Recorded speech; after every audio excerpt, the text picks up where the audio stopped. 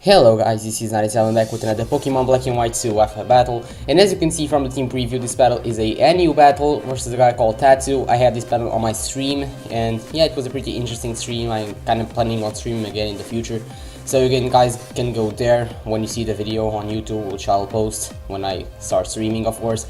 So yes, I did with the NU team, and yeah, a new one of course. So Armaldo is basically my Stealth Rocker, my Rapid Spinner. It's a fully defensive Armaldo, max HP I think. Then I have Choice Banded Adaptability Basculin, Choice Specs Bulky, I think it's max HP, max special attack, modest, Choice Specs of course. Gardevoir, then I have the regular specially defensive Blossom with Leech Sleep Powder, Giga Drain and Toxic I think. And then I have my Scarf, Timid Scarf Under, of course, and then I have the regularly Toxic Orb Zangoose. I don't have Swords Dance, I actually have Quick Attack because I like Priority. And Priority, I think it works actually on this team, and on this battle actually, so yeah, he has a pretty balanced team also because he has a Stealth Rock and a Spinner, of course, War Turtle, Stealth Rocker, Piloswine. Then he can have the Choice Scarfed Rotom Fan, I think, and then he can have the Dragon Dance, Fracture. He can have the Bulk Up Girder or Scarf. Yeah, I guess that Fracture can be banded, except it can be Dragon Dance. I still have to find that out, of course. So yeah, let's just go straight into the battle. So I'm gonna decide to lead off with my Armaldo because I wanted to get the Stealth Rocks up, and I do know that he has a Spinner which is War Turtle, but I still want to get them up, as he does decide to lead off with the Rotom Fan, and I have nothing to be afraid from this thing, so I'm just gonna go for the Stealth Rocks.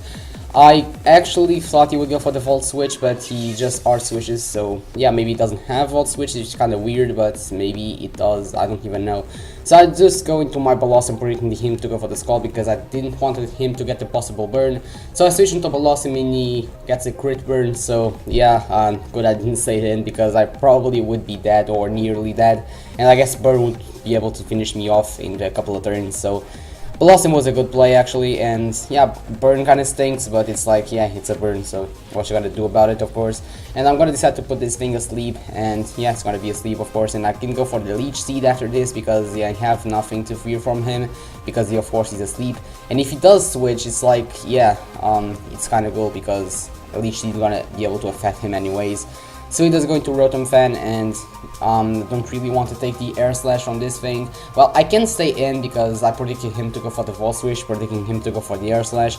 So I do stay in, but he actually pulls a Hard Switch again into his Piloswine. I just don't know why he's not going for the Volt Switch, but if he wants to go for that, who is me to judge him? So he does go into Piloswine. I'm just going to be able to go for the Toxic to start whittling that thing down. And he's not lefties, of course, because most Piloswines are Violite, because it's the best thing you can run on them. So that's pretty cool because Toxic is there, and I do switch into my Armaldo because I could take any hit he would like to throw at me, like for instance Icicle Spear, and he gets 3 hits, which is like cool, but I'm gonna be able to take them really nicely. And right now do decide to go for the I think I went for the Rock Blast if I'm not mistaken, or he just goes for the Earthquake. No, I think I went for the Stealth Rocks again because yeah, I did go for the Stealth Rocks because yeah, War Turtle spawned them away earlier, and yeah, I kind of wanted to get them up again. And he does go for the Earthquake. I don't know why he's not going for the Stealth Rocks, but I'm gonna understand this afterwards, and now I'm gonna go for the Rock Blast because I'm gonna be able to get some damage on him.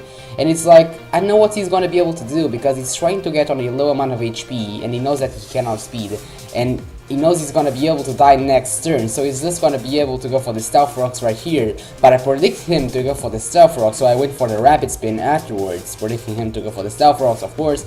So next turn he's gonna be able to die from the poison, and yeah, Stealth Rocks aren't on the field. And because if he went for Stealth Rocks, I know that he would die anyways, but it's like, yeah, he could now bring in War Turtle, and I guess I could just spin them away, but I kinda don't want this Girder to be able to kill me off with the Drain Punch. So I switch onto my Gardevoir, and yeah, because it's like if I didn't went for a Rapid Spin earlier, you could have just gone into Girder, and if you wouldn't be able to take me out with the Drain Punch, he would possibly be able to, yeah, he would more than likely be able to take me out from that range. So Gardevoir is a good option to switch because if you would have to go for the Mach Punch, Bulk Up, or Drain Punch, I do have this Choice Pack Psychic, but it does pull the switch into the Behemoth, and Behemoth still takes a good chunk from the Psychic considering it is resisted, and Behemoths are a bit bulky. So to switch into my Blossom, as I know that now he is Life Orb, so it's good to know. But after the burn, and yeah, I'm gonna be able to outspeed, of course, because Giga Drain is a thing, so I'm not gonna be able to knock him out, of course, but he's gonna be able to go for the Psychic next turn. And because the Life Orb, he would be able to, he's not gonna be able to die, but it's gonna leave him on the range that I can bring in something and just revenge kill him, which is going to be my Piranha, which is my Basculin with Yakko Jet. But I know that he is going to be able to predict that, so I pull a double switch into my Gardevoir, predicting him to go to Fracture, because I do have the Signal Beam on this Gardevoir, which is going to be able to be super effective against the Fracture. So he does go into Fracture like I predicted, and maybe Switch is predicting me to have the Signal Beam, I don't know.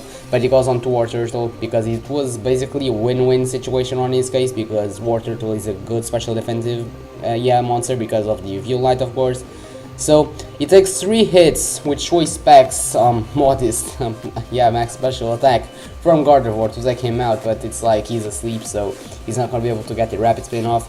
So the Rotom Cut, not the Rotom Cut, but the Rotom Fan comes here, and again I'm afraid from the Volt Switch, so I do switch into Armaldo, but he does not go for the Volt Switch again, he just goes for the Thunderbolt. And if he went for the Volt Switch, it would have been able to be a bit better from him, because it's like he would have the Switch initiative and possibly be able to take me out anyways.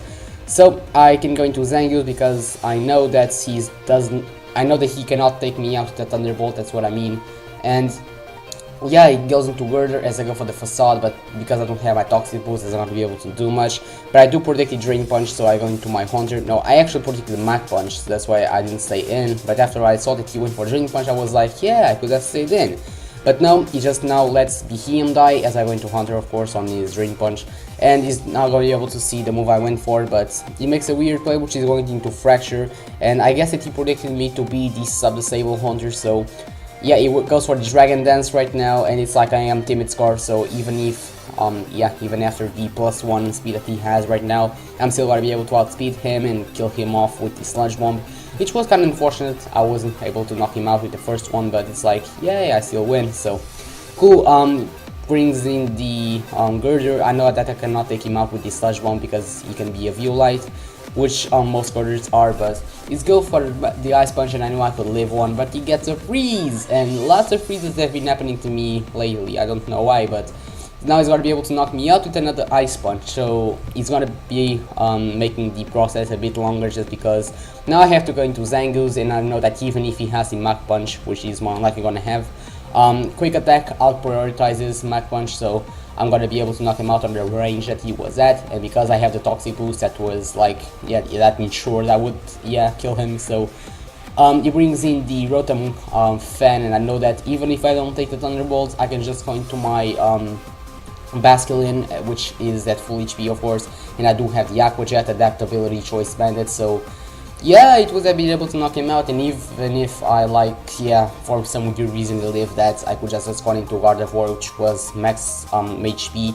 and Gardevoir has a really nice special bulk, so I would have been able to take a Thunderbolt, so yeah, I would win anyways. So yeah, that was a pretty interesting battle and cool one. Tattoo, I hope I can get another battle with you in the future and upload it. So yeah, thank you for watching this video. Leave a like if you enjoyed, it helps me a lot. Yeah, like it helps me, it helps other YouTubers out, so cool. I'm gonna say that until next time, later.